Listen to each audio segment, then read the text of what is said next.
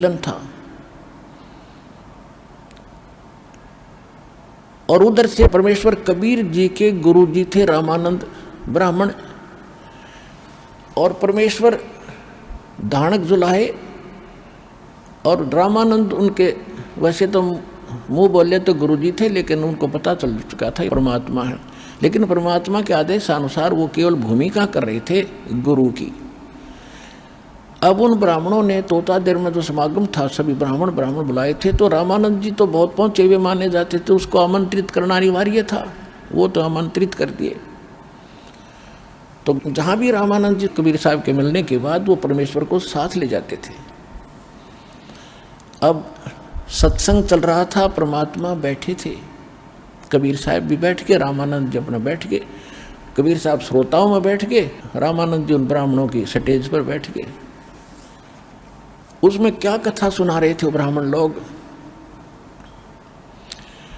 कि भी भाव हो तो भीलनी जैसी, भक्ति हो तो भीलनी जैसी। देखो श्री राम ने उस शूद्र के झूठे बेर खाए, चाक के दे रही थी और भगवान खा रहे थे, रुचि खा रहे थे। भाव भक्ति हो तो ऐसी हो, भगत हो तो ऐसा हो। और रामचंद्र जैसे भगवान और गुरु हो जैसे कभी छुआछात नहीं किया। अब सत्संग समापन हुआ, उन्होंने पता लग गया ब्राह्मणों को कि रामानंद जी के साथ कबीर जी आए हैं, ये शूद्र है, बता दिया किसी ने। तो ब्राह्मणों ने क्या किया, ब्राह्मणों का यानी ब्राह्मणों का भंडारा न्यारा शुरू कर दिया अलग से, और अन्य जो बाहर के आए हैं वो अलग खाएंगे।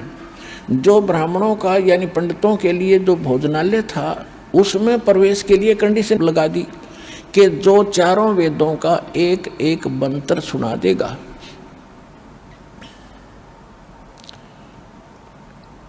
वही इस भंडारे में आओगा। उनको मालूम था कबीर जी तो जानते नहीं, संस्कृत पढ़े नहीं, इसलिए आप पे ठट जाएंगे।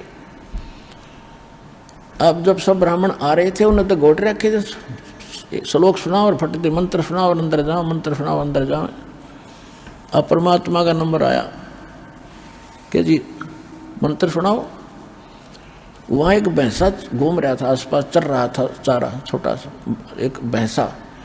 उसको कहा भैंसा राम इधर आना। परमात्मा ने ऐसे किया, भैंसा राम, वो ऐसे देखा कि आजा। वो आगे खड़ा होगा परमात्मा कबीर जी के पास कि पंडित जियों को वेद मंत्र सुना, कर पे हाथ मार दिया कमर पे। अब जोटा लग गया सुनान, कबीर अंगारी असी बम्भारी असी स्वर ज्योति रत धामा असी। उन चारों वेदों एक एक मंत्र सुना दिया और सब हैरान। जोटा बोला, परमात्मा बोले जा जोटा राम ब्राह्मणा के भंडारे में खा ले रोटी, मैं तो वहीं खा लूंगा भाई जहां और खा रहे हैं।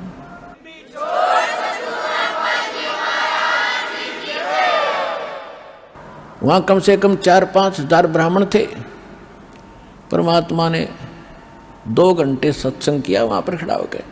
अरे तुम बात तो सुना रहे थे बेलनी और राम की, तुम भगवान से बड़े हो गए। उसने तो शूद्र से कोई नफरत नहीं की, बेलनी से, और तुम नफरत कर रहे हो। यहाँ परमात्मा ने कहा था कि करनी तज कथनी कथे अज्ञानी दिन रात, और कुकर जो भौकत फरे ये सुनी सुनाई बात। कथनी कर का है नहीं, कहते कथनी के सूर्य गणे ये कथे अटंबर ज्ञान, और बार जवाब आवे नहीं फिर लीद करे मैदान।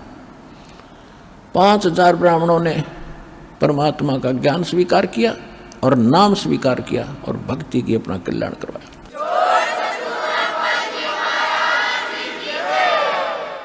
तो पुण्यात्माओं, ये परमात्मा हमारे लिए भटक रहे ही हमारे पिता हैं। ये ब्राह्मण भी उसी के बच्चे थे। कहते सोचल छिदर मैं करूं अपने जन के काज, उनको लाइन पे लाना था। आज तो ब्राह्मण बने फिरे थे, अहंकार में डूबे फिरे थे, बड़ी इज्जत थी संसार में। कल क्या बनता उनके साथ।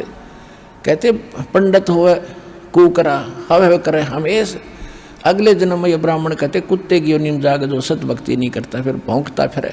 तो भगवान अपने बच्चों को इन दुखों से बचाने के लिए भटक रहे हैं।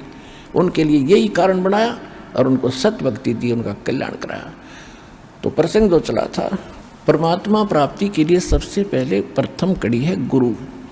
और गुरु हो कंप्लीट, उसके पास कंप्लीट स्पिरिचुअल नॉलेज हो और कंप्लीट मेथड ऑफ वर्शिप हो, तो वो कंप्लीट गुरु ये रामपाल दास है। इस विश्व में अपना कल्याण कराओ और दृढ़ होकर लग जाओ और मोक्ष कराओ। चलो सतलोक में। बोलो सतगुरुदेव की।